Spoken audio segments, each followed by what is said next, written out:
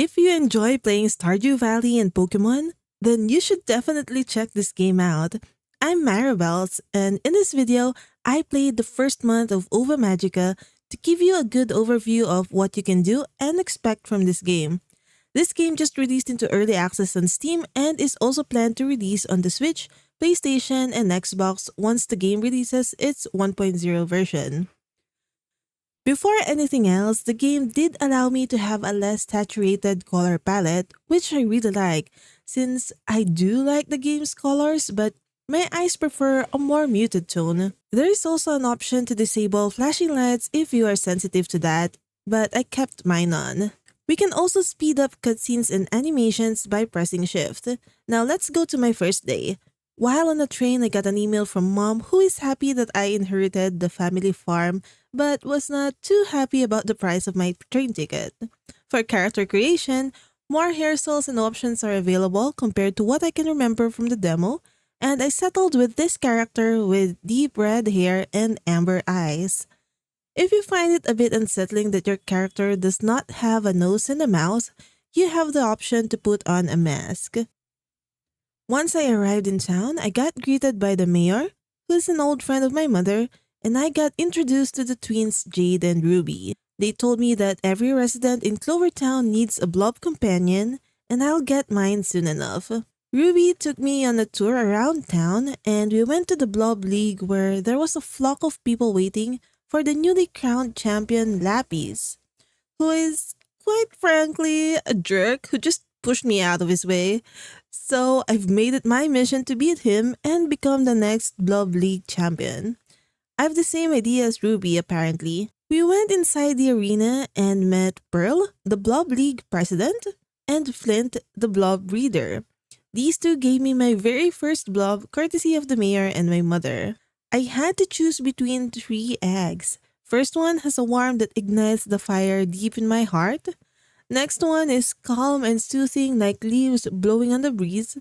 And the last one has the mysteriousness of a single storm cloud in a clear sky. Of course, I went for the magma blob, the best type of blob. They say these blobs tend to appeal to passionate people with leadership qualities. I warmed up this gigantic egg in a really cute animation and got my very first blob named Loki. I like the name, so I'm not gonna change it anymore. And look, it likes me. Right after my blob hatched, Ruby challenged me to a fight, so I said bring it on.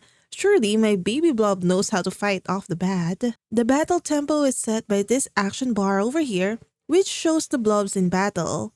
Once your blob reaches the command point, you can select a skill which will get executed at the end of its casting time. Then it goes to the recovery stage. However, blobs casting a skill gets critical damage, so generally, it's a good thing to defend when the enemy will be the first one to cast a skill, which is what I'll do here. I defended myself against a barrage of carrots. All blobs that get damaged are pushed down the action bar. You can also use items to recover your blob's health and stamina bars during the fight. Item usage doesn't require a recovery period. Lastly, you can use your blob's elemental strengths to deal more effective attacks. Magma blobs are strong against forest blobs, so I used a small fire here to easily defeat Ruby. So basically, battles here are all about using elemental advantages and properly timing your attacks and defenses. After my first battle, I went off to see my farm, which is unsurprisingly all cluttered and run down. The twins were kind enough to set up a tent for me though, and that's where I spent the night. The next morning, Jade was already in my farm, wanting to tell me all about farming.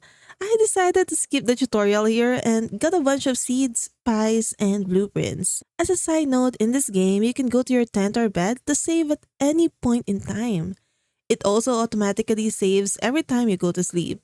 I wish more cozy games have this feature, to be honest. I cleared up the farm area, dug up some soil, added more plant beds using the soil I gathered, then planted all my tomato, carrot, sunflower, wheat, and strawberry seeds. I kept running out of stamina during the process, but I just ate pies to refill it. I finished planting everything about noontime, Then I opened my mailbox and found a letter from a merchant who wants me to visit the general store. I love that the storage in this game is magical and can be accessed across multiple locations. I stored some of my items there before heading off to Clover Valley. There are some fast travel locations that can be unlocked by interacting with these signposts, so I made sure to unlock those. I used the map to get my bearings, and I'm happy that I can now see where my character is currently at because this wasn't available during the demo. I then followed the exclamation point to the mayor's office, where the mayor asked me to introduce myself to everyone in town to set a good impression. I also wanted to go to the general store, but it was closed, so I went off to introduce myself to the townsfolk. There are two types of NPCs here, ones you can build a relationship with, and ones that you can't. For the mayor's request, I need to go to the NPCs that I can build a relationship with, and they are all marked on the map. Their icon will appear once you meet them. Otherwise, it will be a question mark. At the clinic, I met Opal, a clumsy nurse with a blob that looks like a rat, and Dr. Williams, who hopes to never see me again because it means I'll be in good health. Next, I went to the restaurant where I met Oliver, the Gordon Ramsay of this town. Even his companion is an angry little blob. He was reprimanding Sapphire, who seems like his apprentice. Then I met Charai at the workshop, who is sleeping on the job, and her reliable butt blob pulled her out of her chair to wake her up. She gave me an axe for chopping wood and bushes, and a pickaxe for stone and ores. I met Garnet by the docks who's singing under the sea, which reminds me of the Little Mermaid. And of course, her boat is named Ariel. She gave me a fishing rod. Next, I went to the train station where I almost got run over by Jasper, who's riding a steamboard with his blob griffin. I hope I'll get a steamboard at some point. While running around, I noticed this wheel that's facilitated by Ryan and Brian. I can spin it once a day to win a random fruit or a blob egg. I won a watermelon on my first try and made a mental note to visit this every day. After that, I came across a blob trying to run away, and James over there trying to stop this blob. It seems that the blob belongs to Lazuli, Lapis's sister, who seems shy but friendly. She invited me over for tea and made plans to visit my farm, but then she suddenly felt lightheaded, so we had to cut our tea short. James explained that her health isn't very good, and that's why she's homebound and lonely, so I promised to drop by from time to time. Next, I met Emerald, who just might be my future husband. There is romance and marriage in this game, but it's not yet available for early access. He showed me a gigantic purple dragonfly, and he went on a very detailed explanation about it. He seems like a big nerd, and I love how passionate he is. He is also the town ranger that keeps the town safe, and he gave me my own bug net. I noticed a cave behind the waterfall, which I can hopefully get to in the future. Then I saw a bunch of kids in front of a ruin. They were all waiting and worried for Coral, who eventually came out safely. Her blob is a cheetah, who apparently has fast attacks. I was minding my own business when Coral put everyone's attention to me. The kids called me creepy, of course. Coral is the leader of the Adventurers Club, where we can take on quests and expeditions. It's also a home for those without families. She said that if I wanted to be a member, I needed to pay a hefty amount of 1,000 coins. The quest board is not available yet in early access, but I was able to go on expeditions in this video. Lastly, I met Citrine, who is a dancer and a waitress. Her dad, Kurt, an old friend of my mom, is the owner of Beer Garden. They offered me some free food and drinks, which sadly did not refill my stamina bar at all. The only NPC left to meet was the shopkeeper, but his shop was closed, so I just collected some random flowers and caught a bunch of insects before heading back home and calling it a day. Day 3. Saphir visited my farm and gave me a recipe for a basic cooking fire and a fillet table. He also gave some starter recipes. I got a mail from the developer, and this is a good time to remind you that if you are liking the looks of this game so far, don't forget to add it to your wishlist and tell your friends about it. There was a blob egg attached in the mail, and I was so happy to get my second blob, Frosty the Snowman. I hatched Frosty during a rainy day. That's just perfect. Look at them, my first two blobs. They're so cute. I fed a watermelon, which I got from the spinning wheel, to Frosty because I noticed that he's craving one, and doing that increased his health bar by one. Eventually, I figured out that these blob cravings change through time. You can also increase the blob's stamina by playing with them using their choice of toy. I think it's a pretty nifty way to increase the blob's stats. I then went to the general store where I met Carnelian and Caspian who were trying to tidy up their shop. I barged in there with my dirty boots and got Carnelian angry. Thankfully, he was still kind enough to offer me premium membership at the store, and he offered to help me sell my items. While exploring, I stumbled upon a beekeeper's house, which I didn't see in the demo. It seems like I can buy a bee blob egg for 4,500 here. There's also a windmill that will be available for entry in the full game. After that, I went into the mines. Thankfully, there is a storage box near its entrance, so I was able to get my pickaxe to get some copper ore. I also caught a firefly and got some mushrooms in there before I got attacked by blobs. It was my first battle with both my blobs, and I really like Frosty because he has an attack that affects all the enemies at once.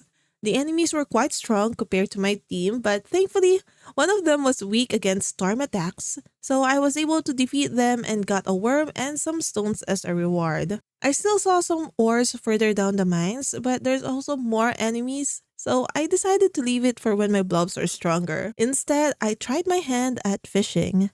The game warned me not to reel in when it's a red exclamation mark since I'll encounter dangerous blobs if I do. And of course, that's exactly what I did. My two blobs were already low HP though, so I ran away. For some reason, I kept reeling in blobs like a fool, so I decided that's enough fishing for the day.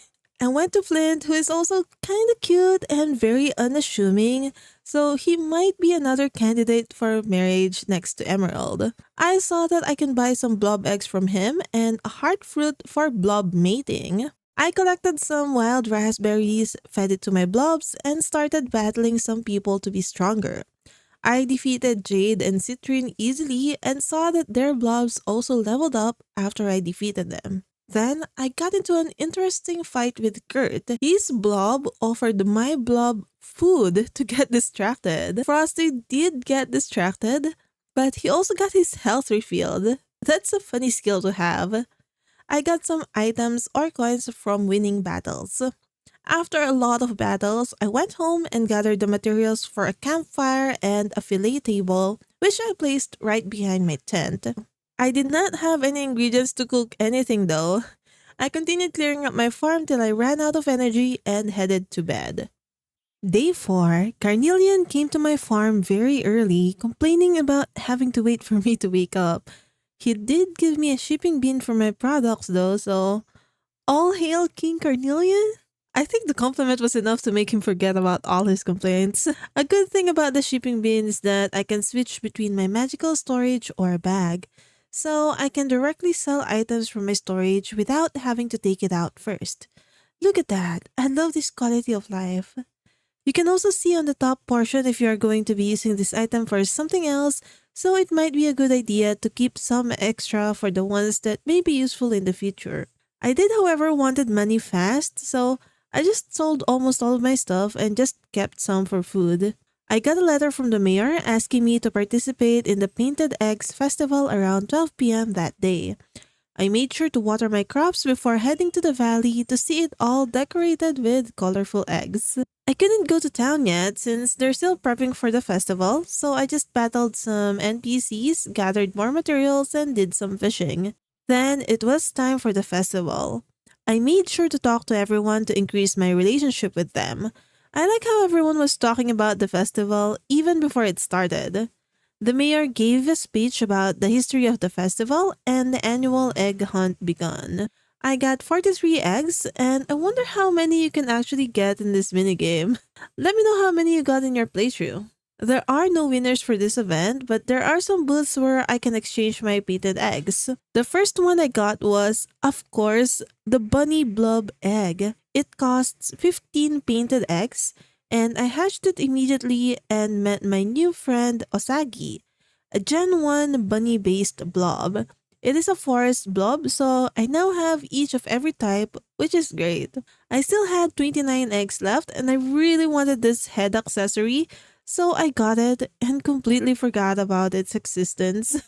I spent the remaining eggs on Sapphire's dishes since I kept running out of stamina. I tried out my new team by battling and defeating these three kids and eventually calling it a day.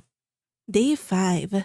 The mayor came by to give me a certificate, and I became an official resident of Clover Town, which meant that I could start participating in the Blob tournament.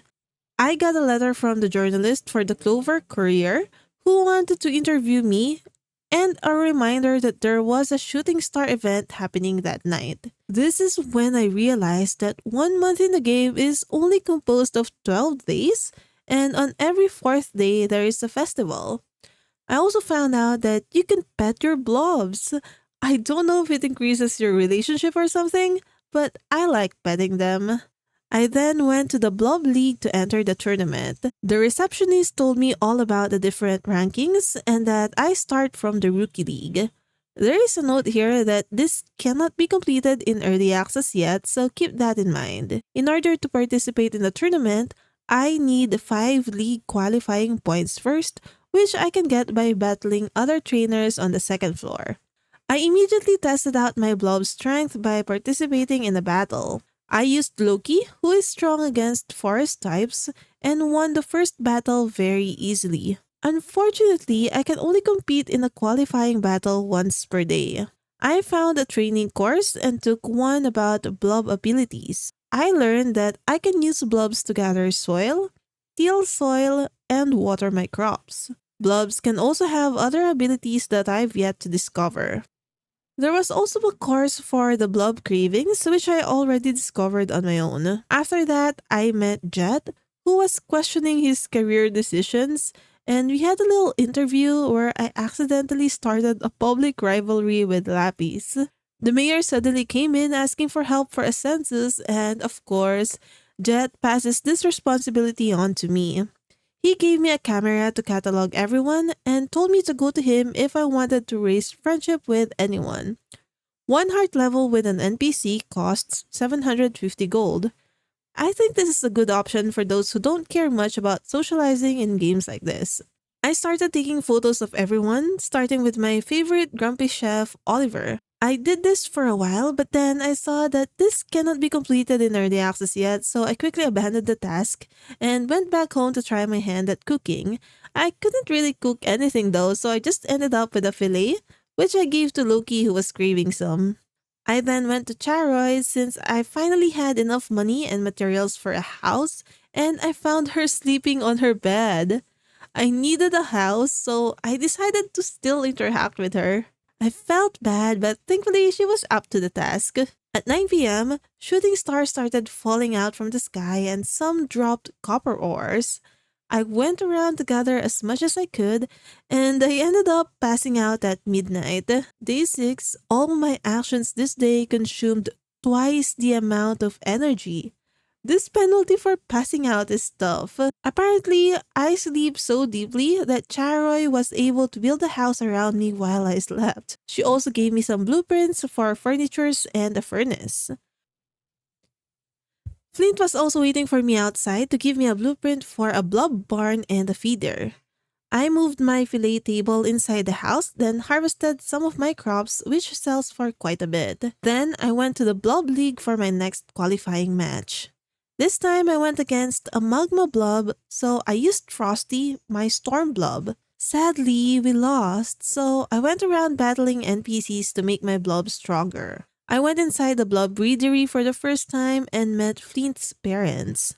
I saw that I can buy blob eggs here every week depending on my rank as a blob trainer. Each blob will be different, and the blob gene complexity increases with my rank. Gunner and Roulette were kind enough to give me my first rookie egg as a gift. Unfortunately, I couldn't hatch another blob until I have a blob barn, so I targeted on building one next by gathering wood and fiber. I was consuming my food to get more energy to chop down trees when I remembered that I had an energy penalty and I was using up more stamina than needed, so I left this activity for day 7. I harvested tomatoes, sold those off, bought more seeds from Daisy, and planted the new seeds. Since I had enough money already, I went to Coral to sign up for the Adventurers Guild. She introduced me to the other members, Nancy and Drew, who are always on the hunt for a mystery to solve. I also met Harold, the barkeeper, and a veteran adventurer. He was about to spill some tea about Coral, but she dragged me out of there to meet the kids who wanted me to take them on an expedition. I promised them I'll climb the ranks so I can eventually do that. I got the Adventurers Club uniform as part of my registration. I'll stick with my overalls though. Ruby came in so excited and jealous about me having the uniform. She also wanted to sign up for the club, and I felt like I got scammed since Coral didn't ask her for any membership fee. On the bright side, after several attempts, I finally got a blob egg from Ryan. I couldn't hatch it yet, but I was so happy to finally get it from the wheel. I did my next league qualifying match with Loki and defeated my enemy in one hit. Loki was becoming strong. I then tried having a meal at Beer Garden, and to my surprise, the blobs were included in my meal, and all our health and stamina became full again. I also learned how to cook what I ordered, a fresh salad. I spent the rest of the day gathering materials for the barn. However, I eventually ran out of stamina and food, but was still short 7 fiber. Day 8, I finally constructed my blob barn and placed it beside my house. Jade was waiting for me inside, and I don't really know how she got there immediately. But she gave me another blob from their family farm, so I didn't really care about the intrusion. I immediately hatched the egg from Jade. It's a cow blob named Moo, and like a normal cow, if it's healthy and well fed, it will produce milk that I can sell or use in a recipe. To keep my blobs happy, I need to remember to leave food for them and clean up after their poop. Next, I hatched the egg I got from Ryan. This one is a kiwi blob, which is also a forest type like Moo. It has a passive ability called Seed Scoop. Last but not the least, I got Abby from the egg I got from the breeders. She is a very cute second-gen blob. I love her so much. And look, she has a burning heart attack and she's a magma blob. That's so cool. I placed food in their trays and looked at the blob registry. It seems like I can give away blobs for adoption if I ever accumulate too many. I don't think I'd enjoy doing that though. I replaced Usagi with Kiwi for a while to try and figure out what their passive skill, Seed Scoop, does. But up to now, I still haven't figured it out. I really wanted to put Abby in my team because she's so cute, but I already have Loki as my Magma Blob.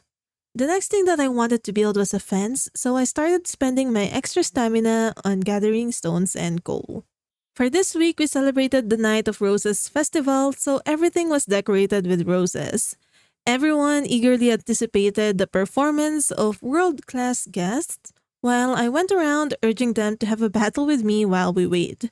And this is where I got my first loss outside of the Blob League. It was against Kurt and his blob that distracted Frosty with food. Thankfully, I didn't notice any penalties given to me. While waiting for the festival, I found out that I can shake these trees to get apples, which is a good food for blob health and stamina recovery. I can also get sunflowers here by the windmill, which sells for 100 gold each, or can be transformed into oil in the future. The festival venue was just a small, intimate area with a stage. The shop was selling a music blob egg for 3,500, which I sadly couldn't afford. Altair and Alto seemed to have a problem, so I approached them and their majestic blobs and found out that their musician is absent and they wanted me to fill in that spot. I picked a violin and prepared myself for a minigame, but then this happened. And the show is about to begin. And I guess we're just gonna time it with the arrow keys. Okay. I got this, probably. Hold on. Wait, what? No! Oh my god! I am so sad. I wanted to increase my music sound. So I pressed escape to pause the game, and that led me to this. Everyone got so angry at me, and I was so ashamed of myself. Everyone was throwing eggs, and I eventually found out that Emerald, my top husband choice, is the one who started it all. I was so embarrassed, but at least Jasper seemed to enjoy the show. I ran out of there, and look at this. Even the cleaners knew what happened on stage. That whole event was a nightmare, so I just headed straight to bed to contemplate about my decisions. By the way, if you're enjoying this video so far, please leave a like and consider subscribing for more content about cozy farm and life sim games. Day 9. The next day, I made sure to take care of my blobs before heading off to prepare for my first expedition. I went to the general shop to upgrade my bag for 2,000 gold, which added an additional line in my inventory. I went to Charoy with all my tools and food, and we got held up by Ruby, who wanted to go with me. Charoy gave me a forest rune, which I placed in this altar right here, which opened the portal between this world and the Blob world. The Blob world will have a different terrain every time I enter it, so Charoy gave me a return one so I can safely go back home. I do hope I don't randomly forget this tool. And just a quick note, the Blob worlds are still a part of the early access, so not everything is implemented yet, and the experience will improve more in the future. It really did feel like I entered a new world once I went through the portal. I was overwhelmed and wanted to gather everything I could see. I got some seeds and stones, which was honestly a waste of my stamina. I also chopped a cool looking mushroom and got light spores.